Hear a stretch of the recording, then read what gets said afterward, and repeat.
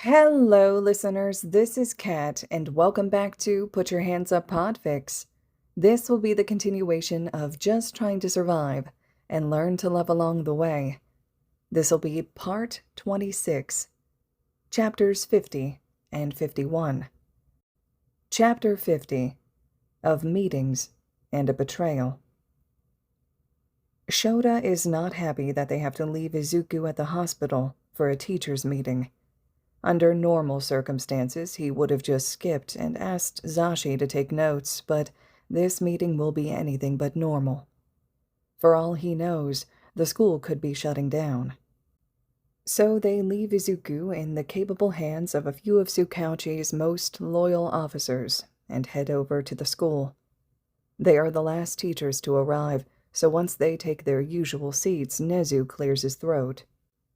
Now, I'm sure all of you heard what happened at the training camp, and are curious about the repercussions this incident will have on the school. The pros all nod their agreement. We're very fortunate that UA gets to stay open. Well, that's a surprise. From what Shouta saw, the media was practically begging the Hero Commission to shut them down for good. I have had several lengthy meetings with poor Sato's parents, and they've decided not to take legal action. How the hell did Nezu convince them not to? Why not? Shouta knows that interrupting Nezu is never a good idea, but he decided to risk it, just this once. I told them Kirishima's account on what happened in the classroom, about how Sato heroically defended his classmates. That can't be it. His parents had been completely heartbroken when he'd met them. That, and the Hero Commission is buying their silence. Of course, that's it. The Commission will do anything to keep this under control. Moving on, there is going to be a strict set of rules we must follow in order for the school to remain open. The Commission was very clear that if these are broken, they won't hesitate to shut us down. The first is on-campus dorms. Oh no. Shouta can't handle seeing his class outside of lessons. The dorm buildings will be separated by class, and each will have a teacher living with them to keep an eye on them. For example, Class 1A will have its own dorm, supervised by a racerhead. Oh God. He has to live with his entire class. Shouta will reluctantly admit that he's fond of his class, but dealing with them all day, every day is going to be a nightmare. Once the students arrive on school grounds, they will not be permitted to leave unless it's for pre-approved events. What about emergencies, if something happens to a family member? Zashi speaks up beside him. Those will be dealt with on a case-by-case basis, and the students must be escorted by one of us. These kids are going to be absolutely miserable. Not being able to leave the school means that they won't be able to see their families, unless Nezu allows on-campus visits. Parents will not be permitted on campus unless there's an emergency, and they will be escorted by a teacher every second that they're here. Well, that answers that question. Isn't that a little restrictive? The students are bound to feel trapped and homesick. Midnight pipes in. From the looks on a lot of their co-workers' faces, they feel the same way. Unfortunately, restrictive is our only option until the League of Villains is caught. Possibly longer. Who knows how long that will take? Even after they're caught, the dorms could become a permanent thing. Our gates will remain shut, and only members of the staff will be able to open them. Cementos has already started construction on the dorms, so they should be ready for move-in in a few days. I need all homeroom teachers to talk to their students' parents about the dorms. We don't have many options, so if they don't want their kid in the dorms, then they will have to pull them from UA. So visiting the parents is more of a courtesy than asking for permission. I know it's a lot, but these restrictions are for the safety of the students and of our school. It is a lot. Shouta has no doubt that a few of his students will act out with these precautions. It may make them feel worse rather than better, like it should. Now, during my discussions with the Hero Commission, they agreed to move around patrols in the area. You guys will still be able to patrol, but only when another pro is available to watch your class. That shouldn't be too hard for Shouta. He's dragging Zashi into this hell with him since his husband doesn't have a homeroom class. They've upped the amount of heroes working in the area, and we may get additional heroes on campus to keep an eye on things. Shouta really hopes they don't get some hotshot younger pros at the school, but they're most likely all that agencies will be able to spare. I've discussed these measures with the principals of other hero schools so that they can consider adding extra precautions as well. The League seems to have a fixation on the destruction of All Might, and with him on indefinite leave, I'm afraid they may turn their focus elsewhere. That's a relief, yet not at the same time.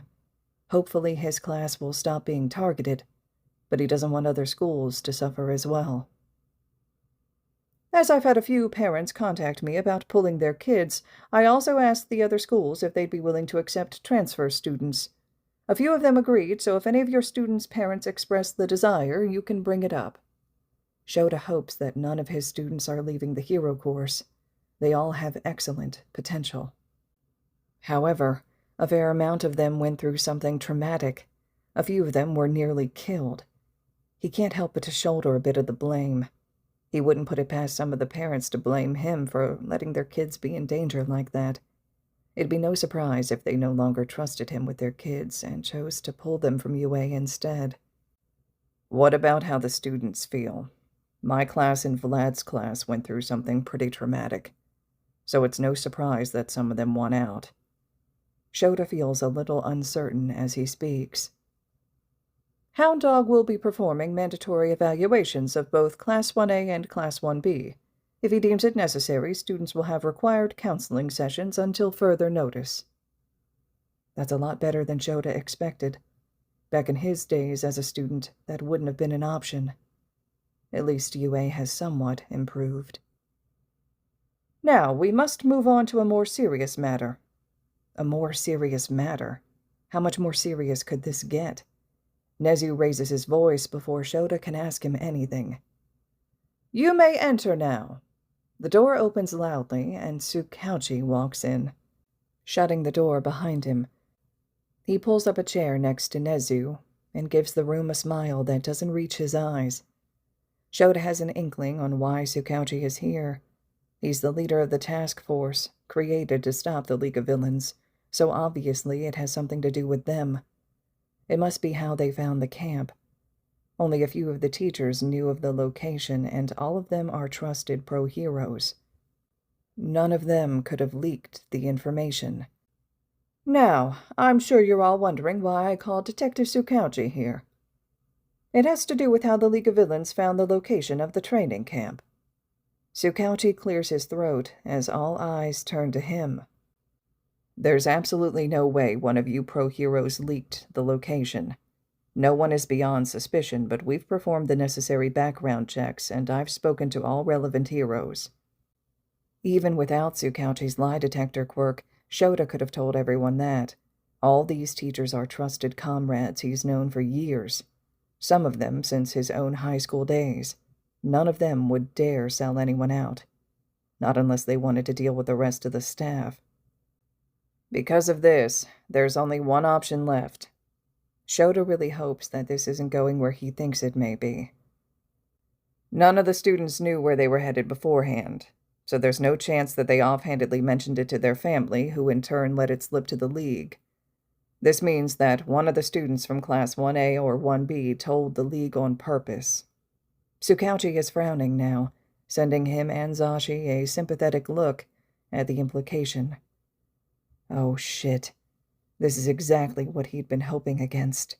One of their students betrayed them and got his son kidnapped. It could have been one of the students he's so reluctantly fond of. Shouta doesn't want to believe that it's one of his kids, but anything is possible. I'm sure you've all guessed by now, but there is a traitor among them. Nezu voices what Shouta thinks is an obvious conclusion to what Tsukauchi said. I'm planning on accompanying Eraserhead and Vlad King to their dorm notifications so they cannot fall on the same day. This is the simplest way for me to interview all of your students without alerting the world to the situation at hand. A solid plan. Tsukauchi will be able to question the kids, but they'll have to make sure none of them lets it slip to their friends before the interviews are over. It would be awful for one of them to learn that their friend is a traitor before the pros do. Chapter 51 of Statements and an Undeniable Request. It's late morning by the time their meeting is over, and Shouta wants to get head start on interviewing his students. He tells Tsukauchi as much, and the man agrees easily. How about we get Izuku and Bakugo done first? I've basically ruled them out considering they were the targets of the attack, but I still need to grab their statements. Shouta nods along in agreement and follows Zashi to the car, while Tsukauchi splits off and heads to his own. They get to the hospital in no time at all, and the three of them head back to the room together. Bakugo's parents are there, fussing over him, and Kirishima is nowhere to be seen. Shinso is asleep on the edge of Izuku's bed, but Izuku himself lays with his eyes open, staring blankly at the ceiling. The bright smile that Izuku gives them when he notices their presence is almost enough to dissuade the feeling of dread, slowly building within him. He knows that he needs to learn what Izuku went through, but he's not sure that he wants to know. He can't handle the thought of the pain that All for One put him through. He nudges Shinso's shoulder to wake him. This isn't a conversation he should be present for. Shinso, why don't you go grab a snack? His student frowns at him for a moment before staring behind him at Tsukauchi. His eyes widen in recognition before he turns back to Shouta, but he stands and leaves the room without a comment. He and Hizashi reclaim their chairs, and Tsukauchi drags one over to sit at the foot of Izuku's bed. Izuku, I know this will be tough, but I need to take your statement about the kidnapping. Tsukauchi looks remorseful. Izuku sighs and shuts his eyes, fisting the thin hospital sheet with both hands in his lap. He opens his mouth and speaks. He tells the trio of all the horrors he went through, starting with the attack in the forest. Shouta finds himself growing more and more exhausted as the story continues. When Izuku gets to the part about All for One trying to take his quirk, he almost can't take it anymore. This is too much pain for one kid to go through, especially a kid as sweet as his son. Shouta reaches out and grabs one of Izuku's hands in his own, carefully extracting it from its hold on the blankets. Izuku pauses his story and opens his eyes, giving Shouta a small but grateful smile. The room is dead silent when he finishes, save for the quiet sniffles coming from Zashi's side of the bed. His husband pulls Izuku into his arms, and while Shouta would love to do the same, he has a lot more people to talk to today. So he opts for giving Izuku's hair a soft ruffle and turns his attention to the other bed in the room. Bakugo's parents look upset at what they'd overheard, and Shouta really hopes that Bakugo doesn't have much to add to the story. Looking back at Tsukauchi, he finds the man still compiling his notes, so he decides to breach the topic of the dorms first.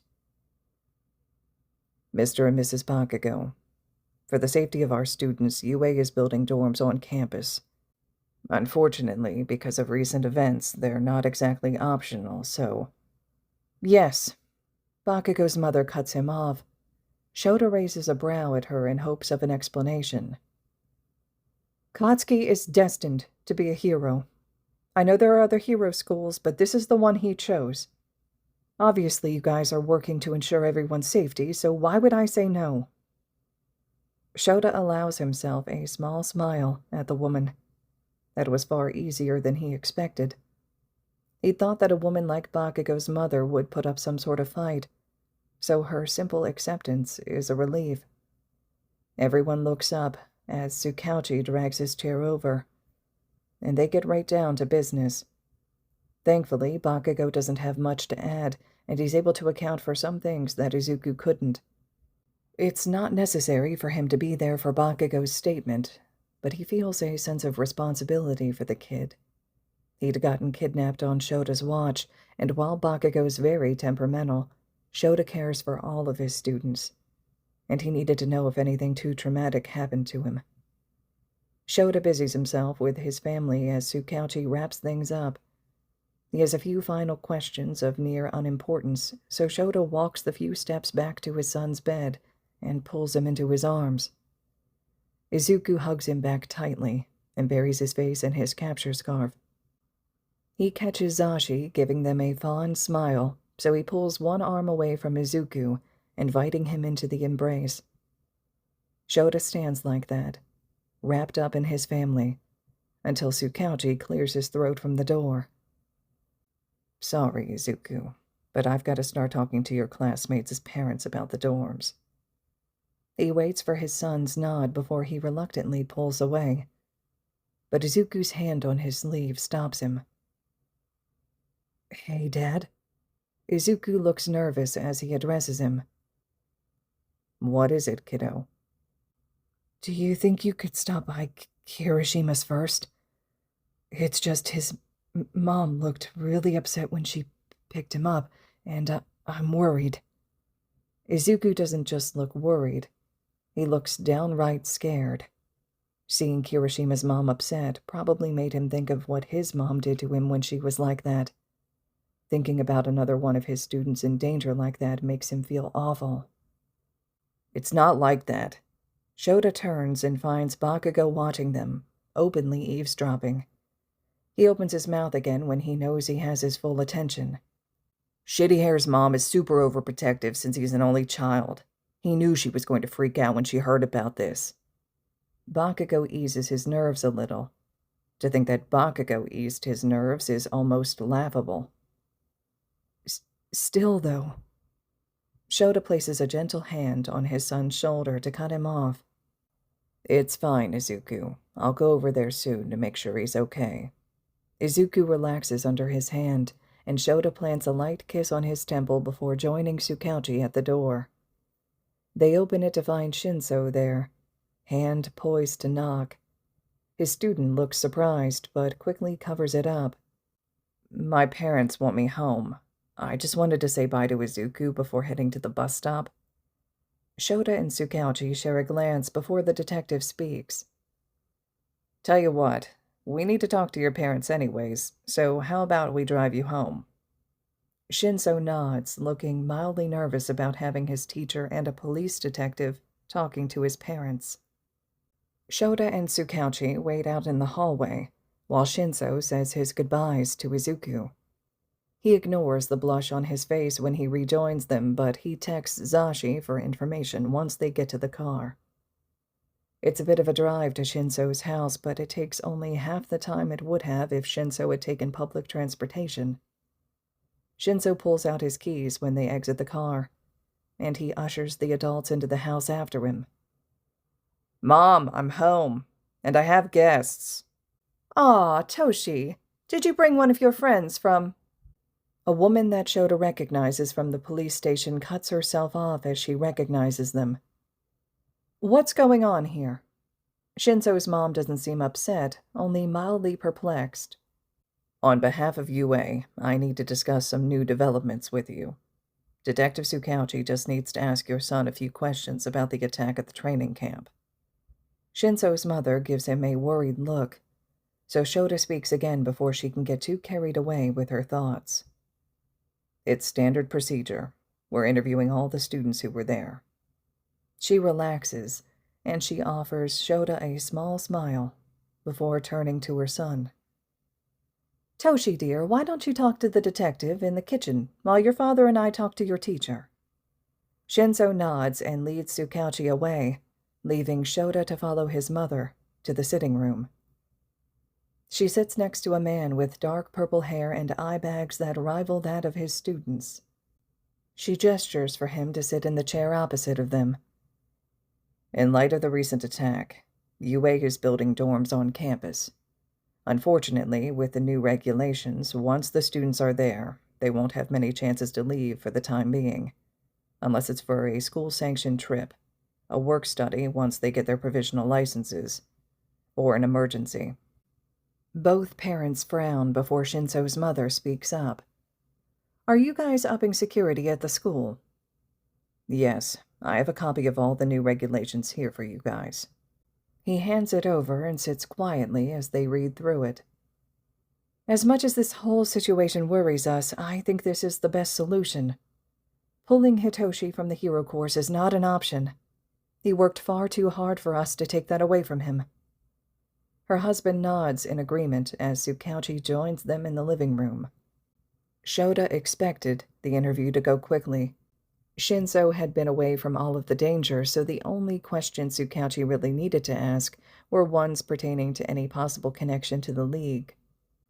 If you have any questions at all, just give the school a call and someone should have all the information. Move-in day is on the last page of the regulations, so just make sure your son is there. He stands up as he addresses them. Shinso's mother stands as well and walks them to the door. Thank you for stopping by, Eraserhead. Detective. They nod at her as they step out, then head towards Tsukauchi's car. The man gives him an update once they're both seated inside. Shinso is clear. There's no way he has a connection to the League. Shouta smiles in relief as they buckle their seatbelts, then gives Tsukauchi the next address. Thank God Kirishima lives somewhat close. All right, listeners, this concludes Chapter 51 of Just Trying to Survive and Learn to Love Along the Way. Chapter 52 will be up next. I hope you all are still enjoying this one. I would love to hear the thoughts and reactions, so please drop your comments below for me. Just a reminder, of course, too, that the fic is located over on AO3, so you can always use the links in the descriptions to slide over to AO3, leaving comments, kudos, and support to the original author as well. I'm sure it's much appreciated. And as always, thank you all so much for listening.